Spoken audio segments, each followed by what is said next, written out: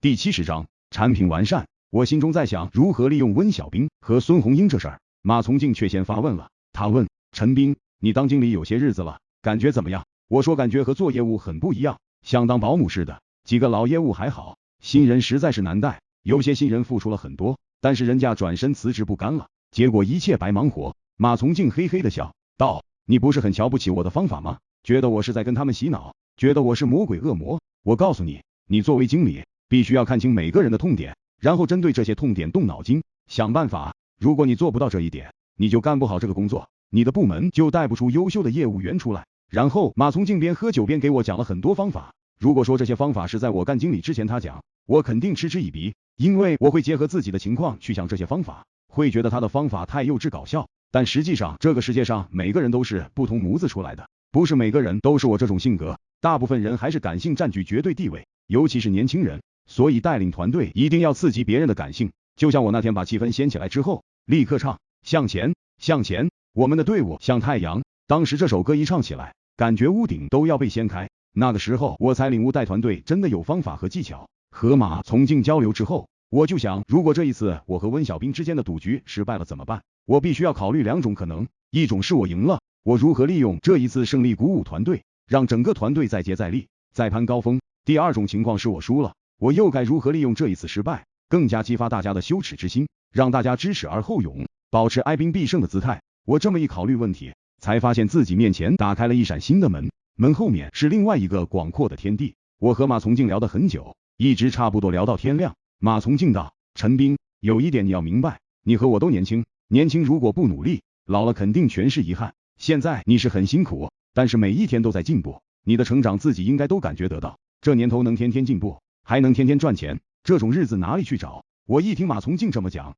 内心立马升腾起万丈豪情，觉得自己虽然拼命付出，但是还是很有收获，至少每天都过得很充实。实在，这尤其难能可贵。马从静来深圳并没有见高燕，应该说这比较出乎我意料，高燕也没有问起这事儿，大家彼此都装作不知道。陈振华这边比较给力，他迅速的成立了培训部，招聘了一个十分有书卷气的培训经理，还招聘了一个很亲和的女孩子做培训讲师。应该说有了培训部之后，我和高燕的压力就小了很多，基础的业务培训交给培训部解决，我和高燕只需要当成嘉宾去给新员工上1-2节课，基本上新员工入职培训就能搞定。而在行业网站上面，陈正华也表现很积极，他组织技术部专门搞了一个团队研究，亲自上阵写程序，搞了差不多1个星期，行业网站的框架就搞出来了。行业网站相比企业网站最大的差别就是功能多，后台复杂，正常情况下开发是不容易的。但是陈正华路子很野，他能通过自己的关系找到一些大网站的源代码，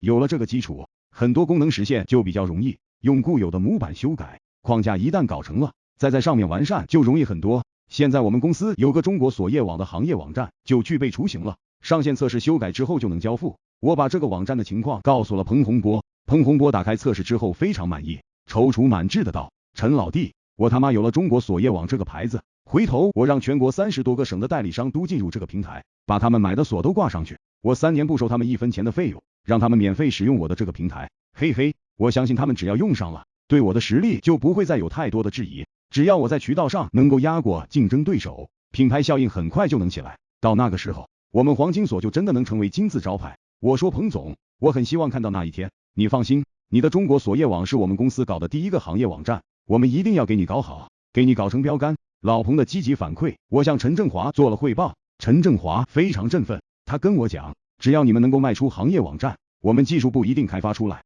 一定做出让客户满意的产品。有了陈正华这个保证，我立刻组织召开公司业务员会议，主要参会者就是公司成熟的业务员，差不多10多个人。我把行业网站花2个晚上给他们做了详细的培训，主要培训的要点就是强调资源的宝贵。一个行业我们只搞1个网站，只有先知先觉的企业能够认识到价值，他们投资建了这个行业网站，他们就能在自己那个行业中脱颖而出，在全方面占据有利地位。高燕也参与到这其中策划，我们一起策划了一套话术、销售技巧和方法出来。在客户的筛选方面，我们把后台的客户数据都整理了出来。最近3年，在我们公司建过网站的客户多达500多家，这500多家客户是我们重点的目标客户。在公司会议结束之后，我把8部几个骨干员工召集起来再开会，我跟他们讲，我们搞行业网站就是给大家发财的机会，1个行业网站搞定，你们直接晋升高工，而且1张单提成在2万左右。2万块钱啊，老唐，你拿着这2万块钱，今年回家直接可以娶个媳妇了，哈哈。